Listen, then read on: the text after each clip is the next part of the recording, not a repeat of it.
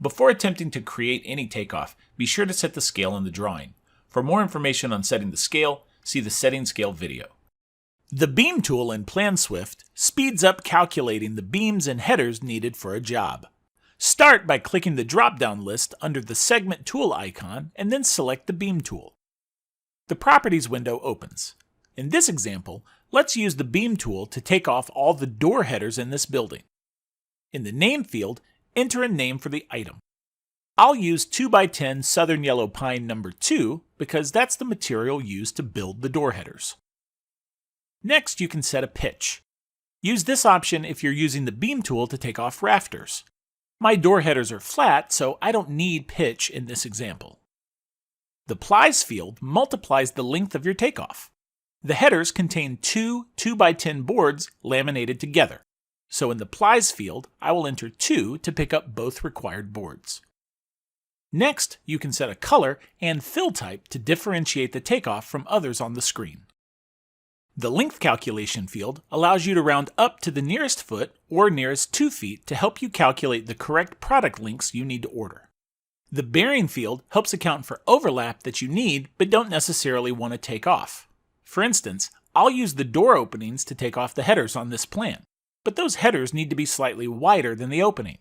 Rather than spending the time trying to manually draw the door opening slightly wider, I can enter a bearing of 2, and PlanSwift will add an extra 2 inches to each end of my takeoff to account for the overlap required to span the door opening. Finally, you have some checkboxes to select.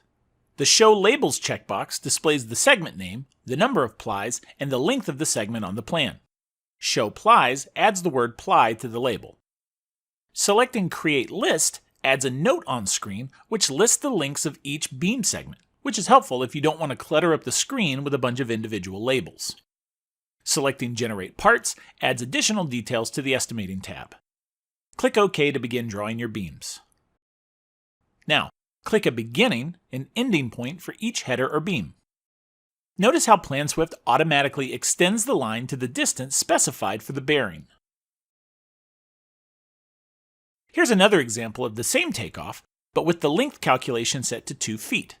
The length is rounded up to 4 feet because that's the nearest length divisible by 2. The label displayed is an example of the Show Labels and Show Plies checkboxes. Let's see how it would look if we turned off Show Labels and turned on Create List instead. When you're finished adding beams, right-click and select Stop or hit the Escape key to end. Moving to the Estimating tab, you can see the result of one header item that used the Generate Parts checkbox and another that didn't.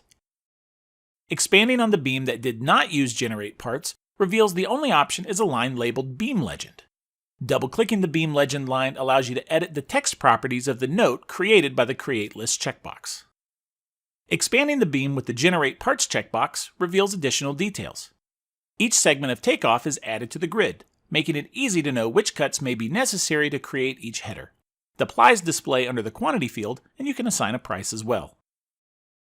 If you need to add additional sizes or beam types, simply repeat the Beam tool process under a different name. Before you build, construct Connect.